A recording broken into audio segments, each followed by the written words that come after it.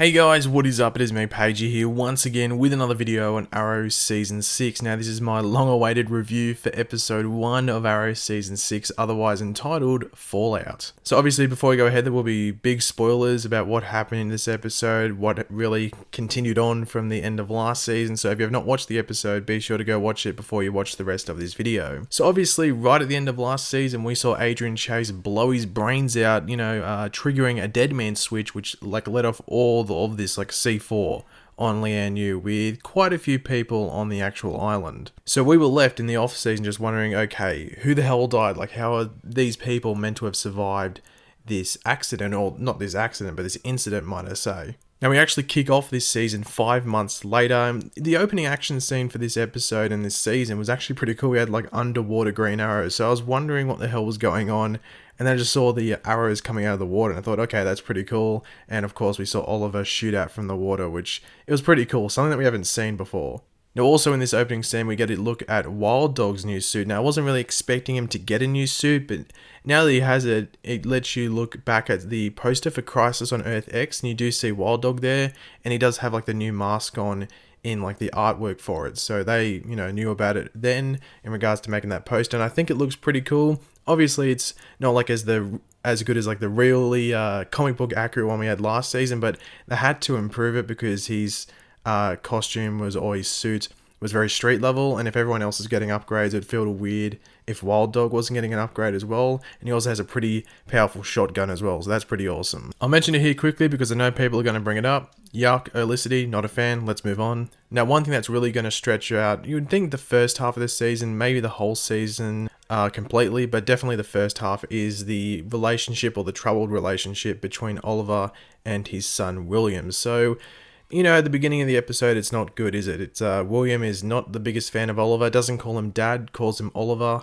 That comes off pretty weird. But right towards the end of the episode, I do think there's a point where Oliver's, starting to get through to William. I think William sort of feels, oh, maybe I am being a bit of a brat to Oliver. Oliver is responsible for what happened, but it's not like Oliver could have controlled it. It was just, Oliver is the reason it happened, but it's not his fault, if that makes sense. So I'm assuming the first half of the season is really going to be just tapping into that relationship, and then the second half we'll see, a better relationship between the two, and I think it's going to be brighter days towards the end of the season. Now, one character that the promotional team for Arrow have just been pushing the hell out of approaching the new seasons of all the shows, not just Arrow, has been Black Sirens. So a lot of people did like her addition to the show last year, after being introduced on Flash the season before that. Now, it was pretty interesting that she was actually thought to be dead, so no one knew she was alive, and then all of a sudden she's just causing chaos in the SCPD, blowing up the entire thing, basically killing police officers. So this was a big surprise to a lot of people. Speaking of Black Siren again, the Dino Drake versus Black Siren fight we had on the bridge thing was pretty cool. The only thing, the big issue I had with it was the Sonic Scream, and the fact that Dino Drake was able to avoid Black Siren's Sonic Scream. It just made no sense to me, because if you go back to the episode that Black Siren is introduced, she's obviously fighting Barry Allen, the Flash, and he can't avoid them, and he's a speed, so he was getting hit multiple times. So I just found it a bit weird that she was able to avoid it, and it wasn't like she just preemptively knew she was going to do it. Black Siren screams and then she avoids it, so a bit weird there. But back to that same bridge scene, we do see Diggle is struggling. He's got some sort of PTSD essentially from the explosion on Lian. We do get sort of another hint at it, another reference to it, might I say, towards the end of the episode, but I'm sure that's going to be a thing that's going through Diggle's mind for, once again, at least the first half of the season, maybe the whole season. But you think, around the midpoint of the season, he might start to get over that. But it'd be pretty interesting to see what goes down with Diggle in regards to that this season, because I think they said that's his main plot line. So yeah, they've set it off pretty well. It's understandable why he's dealing with it, and I'm interested to see what they do with it for the rest of the first half of this season at least. Now, it was pretty interesting to find out that Quentin was actually the one who attempted to kill Black Siren to save Dino Drake, and he's been struggling with that because essentially he attempted to kill his own daughter. He thought he'd killed his own daughter because obviously before Black Siren had come back early in the episode, they thought she was dead. He thought he had killed her. He was struggling with that. Obviously, Earth 1 Laurel's dead, and he'd killed probably his only other chance of having Laurel back in his life, because like him and Oliver do, feel there is, Laurel's still there. There's a possibility that Laurel that they knew from Earth 1 could still be inside that Earth 2 Laurel, and she could, be redeemed, which I'm going to be interested to see if they do that this season with Black Siren, or if she is a full-on villain. We'll have to wait a couple more episodes to see if there is any hint at good within her, but at this time she's just a bit of a badass villain. One moment in this episode which I thought was going to be a much bigger moment, I did think they rushed through it quite a bit, and some people might agree with me, some people might not care about the character at all, but that was Samantha's goodbye to the show and to Oliver. I know she's a very minor character, really in comparison to some other characters she's minuscule, who cares about her? But in regards to this season and a big plot point around Oliver and his son, she's very important, and the goodbye to her was really quick. Her death sort of made no sense, she was stumbling around, walking, not fine, but she was still up on her own 2 feet walking, and she died within 10 or 20 seconds. I found it a bit weird. I don't know if there was some time issues and they just needed to cut some of her speech to Oliver out, but it was very rushed.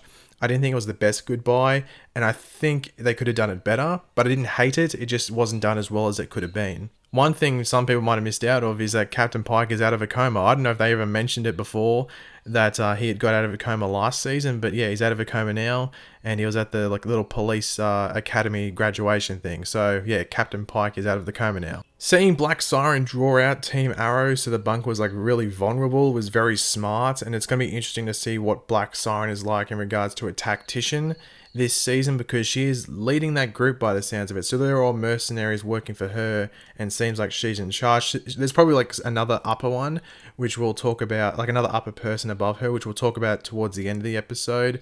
But at this, moment, she's in control of those men and stuff like that. So her role as a tactician, I'm very interested, to see how they develop that throughout at least the first half of the season once again. But I thought that was pretty good, and all the action scenes in the bunker were pretty cool as well, the lighting and stuff was pretty damn awesome. But in regards to that bunker invasion, if you want to call it, we find out that Black Siren actually stole a T-Sphere prototype. So one that isn't weaponized, but it's very interesting to see why did she steal that and who did she steal it for. Once again, we'll talk about that right at the end of the video. But once again on Black Siren, we're talking a lot about Black Siren, but she was in this episode a lot.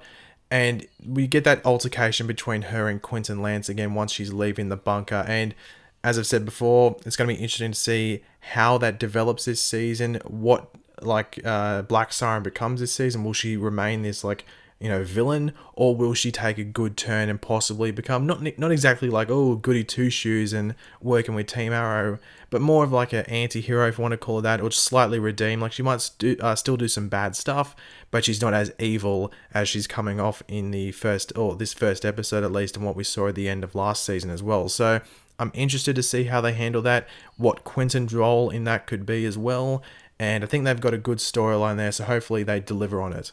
Now, early in the episode, along with that Samantha thing, we did find out that Thea had got injured on the island as well. I think they tried to lead on that she might have died.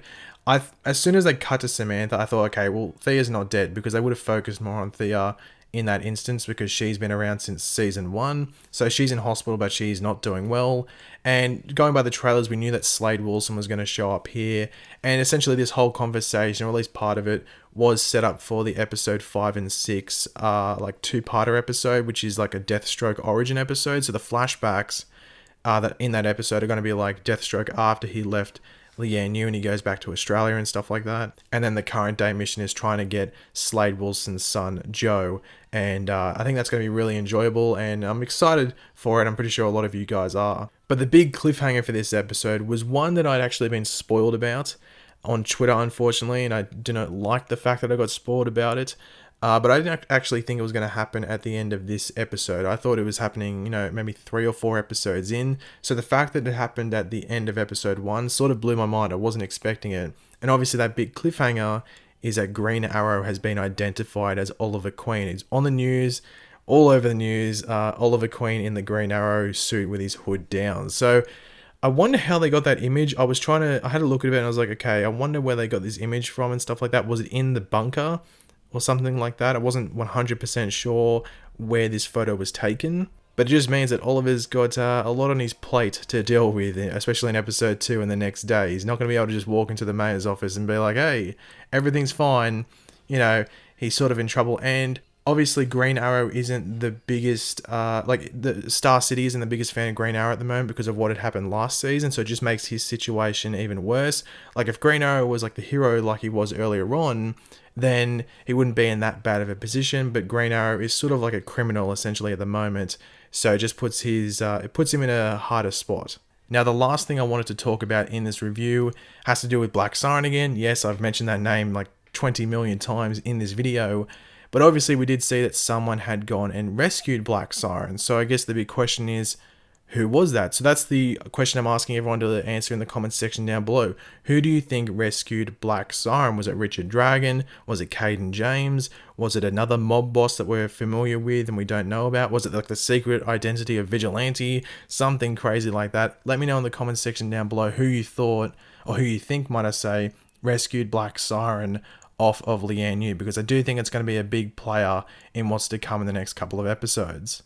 But overall, I thought this was a solid return for Arrow. I definitely think it answered everything, or most things that we needed answered after the season 5 finale. I guess one thing you complain about it is like the stakes that came from the big explosion on Lian. Like, it was such a big moment. You think more would have happened, but I think going into this season, if you'd watched the promos and interviews, not even all of them, just some of them, you could really gather that Samantha was going to be the one that died and no one else was really in trouble too much. It was just really the experience of being on Lian during that time was going to carry on through those characters in this season. So I wasn't like too annoyed at what happened. The real only thing that sort of made me go, oh, that was a bit weird, was the Samantha goodbye. I just thought it was really rushed. But apart from that, I really enjoy this episode, and I think it sets a good platform for what we're going to see in the rest of our season 6. Don't like Olicity still. I'm going to try and avoid talking about it in reviews, but I know people would ask about it. They hinted at it, not happy, but we just got to move on, don't we? But thanks for watching, guys. If you did enjoy the video, it'd be awesome if you could drop a like on it to show support for the video and the channel as a whole. As I said, let me know who you think rescued Black Siren. Just give me your thoughts on the episode in general in the comments section down below as well. And of course, if you are new to the channel, make sure to subscribe. I'll catch you later, guys. Goodbye.